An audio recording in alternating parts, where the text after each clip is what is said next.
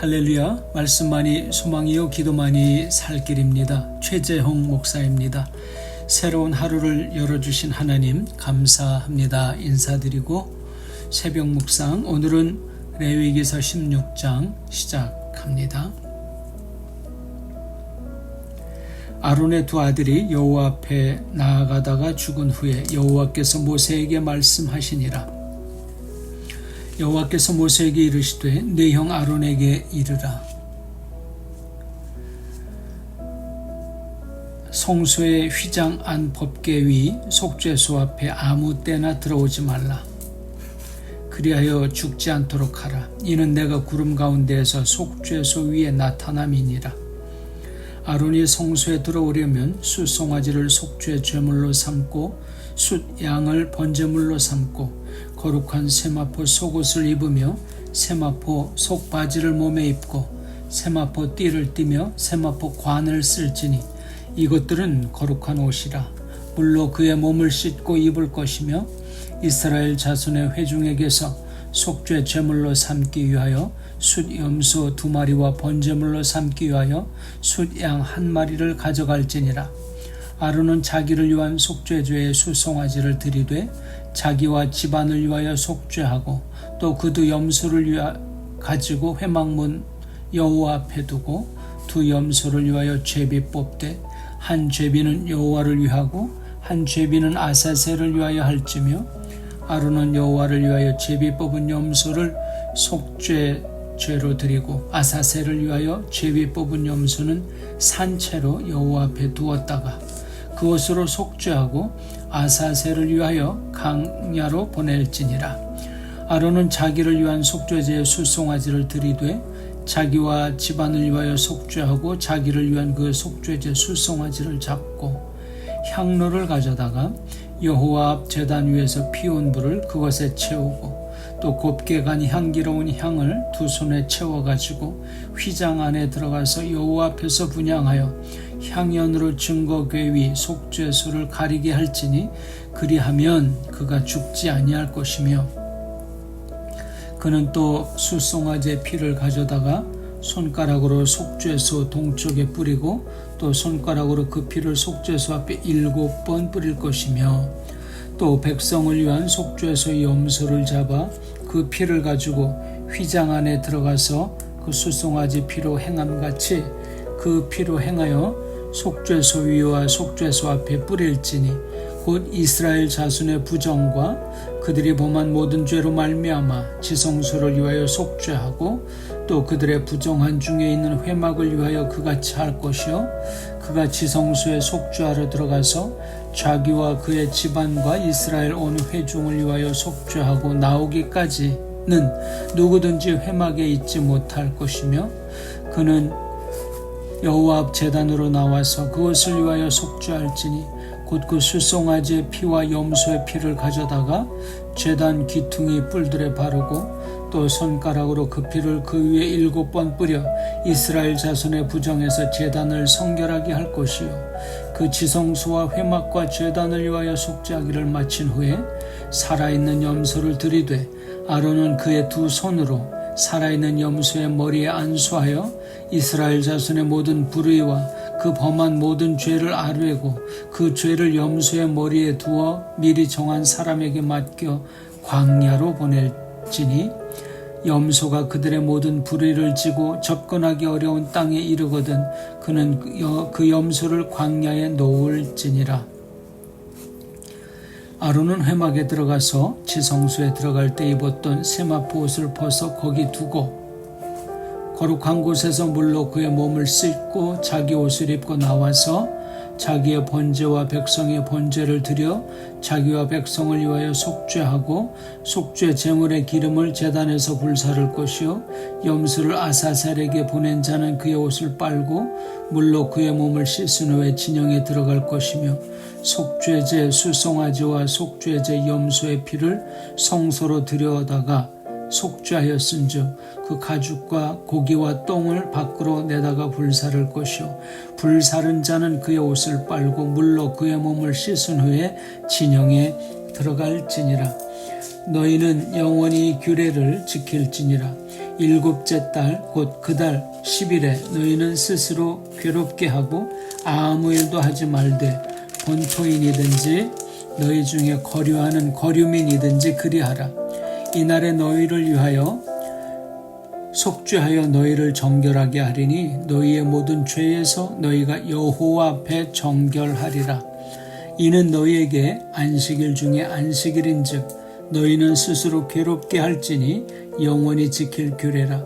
기름 부음을 받고 위임되어 자기의 아버지를 대신하여 제사장의 직분을 행하는 제사장은 속죄하되 세마포 옷 곧 거룩한 옷을 입고 지성소를 속죄하며 회막과 제단을 속죄하고 또 제사장들과 백성의 회중을 위하여 속죄할지니 이는 너희가 영원히 지킬 규례라. 이스라엘 자손의 모든 죄를 위하여 1년에 한 번 속죄할 것이니라. 아론이 여호와께서 모세에게 명령하신 대로 행하니라. 아멘. 레위기서 16장 1절에서 34절 말씀을 선포했습니다. 16장에서는 속죄일에 대한 말씀을 가르쳐 주시고 있습니다. 이스라엘 백성은 매해 7번째 달의 10번째 날, 이날을 속죄일로 기념했습니다. 그날 대제사장은 회막의 지성소에 들어가서 백성들의 죄를 하나님으로부터 용서를 받게 되죠. 평소에는 백성들의 죄를 용서받기 위해서 속죄제를 드렸지만 이날만은 특별한 속죄제를 드립니다. 제사장은 모든 백성을 위해서 하나님의 용서를 구했고 백성들은 죄를 회개하는 시간을 갖습니다. 여러분, 어느 나라 어느 민족이 이런 날 이런 시간을 갖습니까? 정말 지금이라도 우리가 국가적으로 민족적으로 회개하는 날 속죄일을 정해서 이렇게라도 우리가 드린다면 하나님께서 우리와 우리 민족을 복주시지 않겠습니까? 하나님은 모세를 통해서 대제사장인 아론에게 경고해 주시는데 1절은 그 경고가 아론의 두 아들이 허락하지 않은 불을 사용했다가 죽은 후에 주셨다고 말씀하고 있는 거예요. 이 10장에서 나답과 아비후의 사건을 말씀드렸었는데 하나님께서 허락하지 않는 방법으로 하나님을 섬기며 나아갔을 때 심각한 문제가 되는 거예요. 어떤 일이 벌어졌는지 강력한 증거를 우리가 보셨잖아요. 죽음이에요. 내 마음대로 하나님, 내 방식대로 하나님, no way. 그거는 안 하는만 못한 거예요. 차라리 아무것도 하지 마세요. 가만히 계세요. 하나님의 방법과 하나님의 뜻 아니면 말도 하지 말고 눈짓도 하지 말고 손 하나 까딱 하지 마세요. 하나님께 영광 되지 않아요. 자기를 위한 예배 만들지 말고요. 모세를 통한 하나님의 경고가 회막의 지성소로 들어가는 아론에게 주어지잖아요. 지성소가 어떤 곳인가요? 증거궤가 보관된 곳이에요.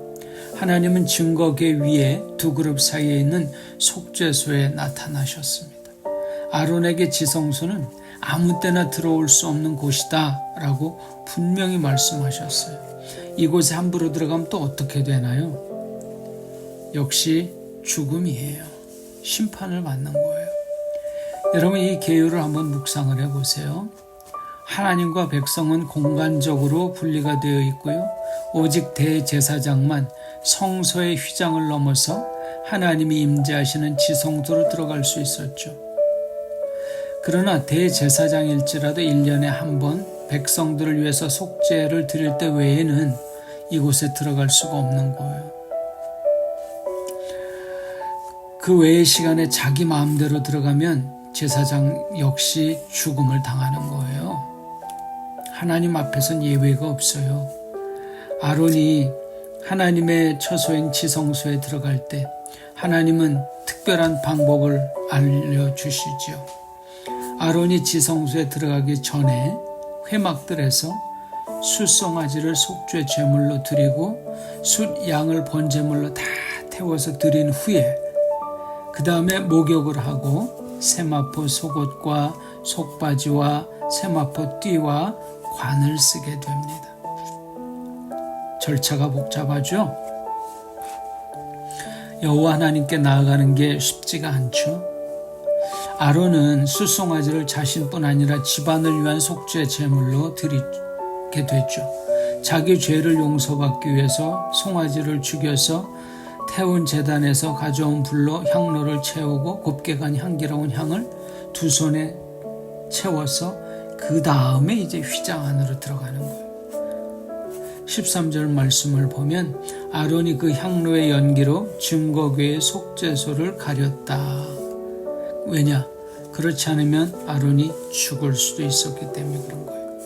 하나님의 임재는 대제사장에게 직접 계시될 수 없었어요. 하나님의 거룩하심과 영광이 얼마나 강력한지 보여주는 상황이 설명되는, 소개되는 말씀이죠. 사실 하나님과 대면하고 살아남은 자가 없잖아요. 그런데 이런 하나님의 영광은 바라지 않고 세상 것만 바라보고 있어요. 이게 우리의 모습이고 우리의 현실이고 우리 영성의 수준이에요. 구약의 이 하나님께서 지금도 우리 안에 역사하고 계시는 줄 믿습니다. 이 성소 성막에서 함께 하시는 하나님이 저와 여러분의 10년 가운데 함께 하시기를 원합니다. 하나님의 임재는요 여전히 영화롭고 거룩합니다. 살아계십니다. 영원부터 영원까지 살아계시고 함께 하신다고 말씀하셨잖아요. 저는 이 말씀을 너무 좋아해요. 그래야 우리 부모님에게 역사하셨던 그 하나님 오늘 내게도 역사하시고 오늘도 많은 기도의 용사들 응답을 기대하며 우리가 또 기도할 수 있지 않겠습니까? 절망하고 낙심하고 고통 중에 있는 분들이 희망과 소망으로 은혜와 능력을 덧입는 시간이 되실 수 있기를 바랍니다. 하나님 살아계세요. 믿으십시오.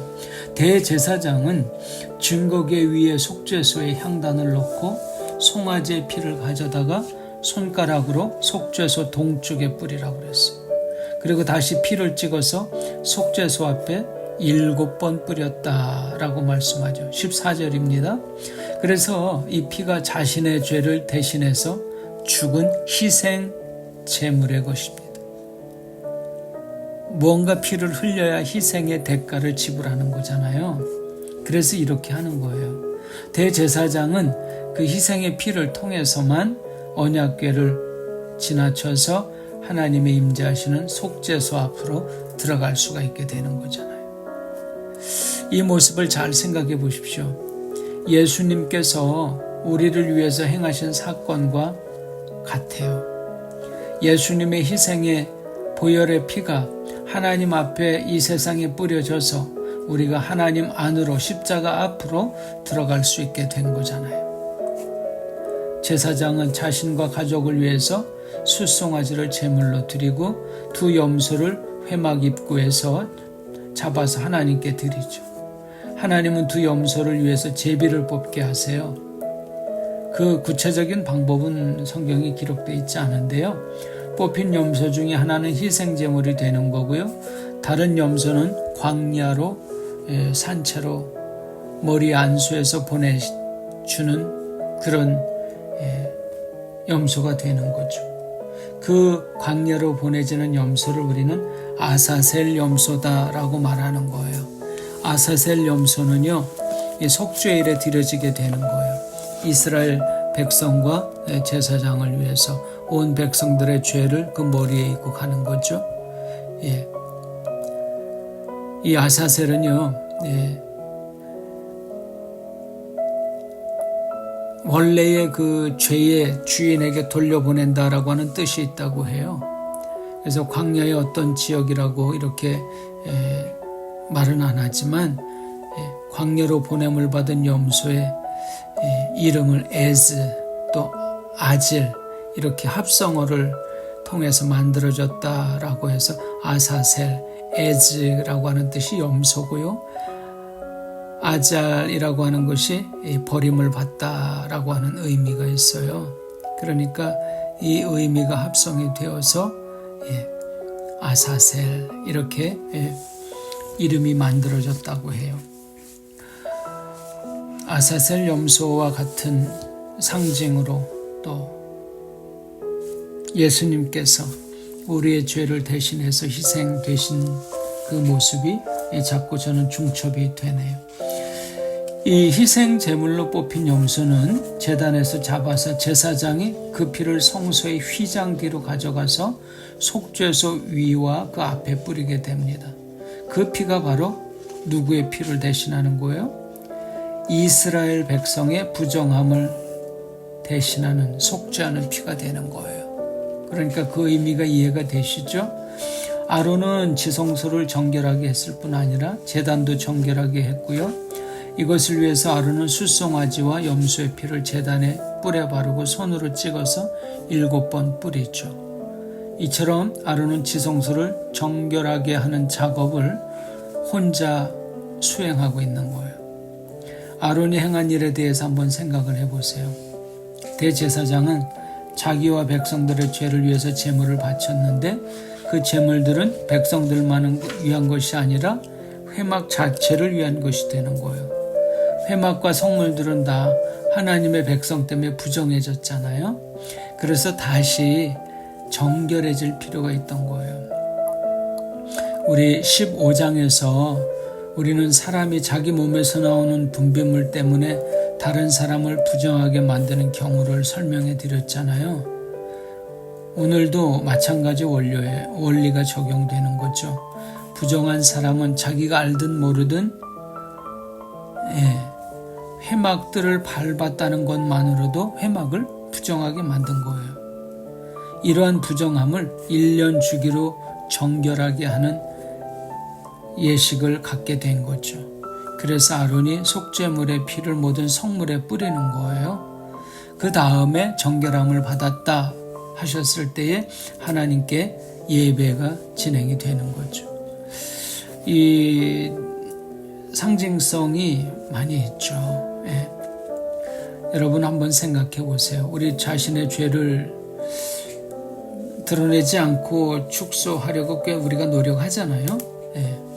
또 문제를 해결하려고 하는 노력은 거의 안 해요. 그냥 남들이 모르면 넘어가고 또 지적 안 하면 특별히 말하지 않고 고백하고 자수하지 않죠. 우리 몸과 우리 교회, 우리 성전, 우리 가정을 더럽힌 죄들이 얼마나 많아요. 엄청 많죠. 아무도 안 물어보니까 스스로 하나님 앞에 고백하지 않죠. 그렇지만 하나님은 우리의 가정과 교회의 부정과 불순종도 참아내 주셨어요. 인내하시고 기다려 주시면서 더 사랑해 주시는 거예요. 이게 은혜 아니겠습니까?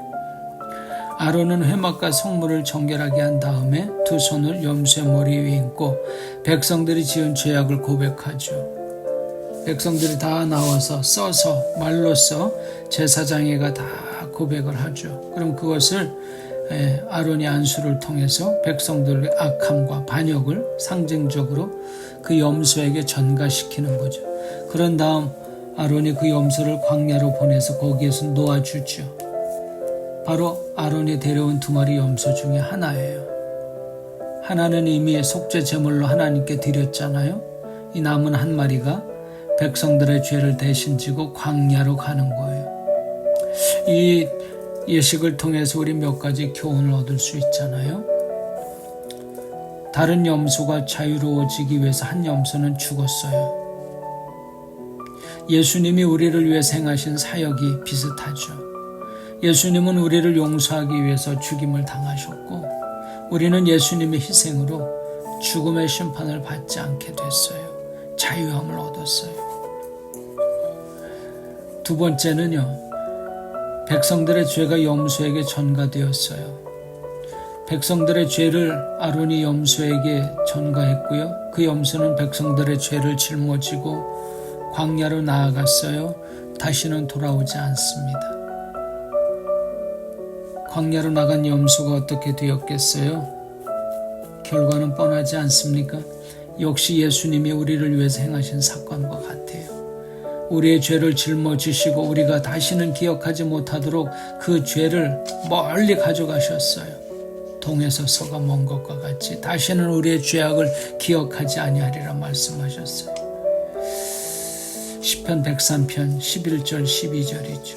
그 다음에 아론이 희생제물을 드린 후에 회막에 들어가서 지성소에 들어갈 때 입었던 세마포 옷을 벗어두고 거룩한 곳에서 몸을 씻고 일상적인 옷으로 갈아입은 후에 자신과 백성을 위해서 번제를 드리게 되죠.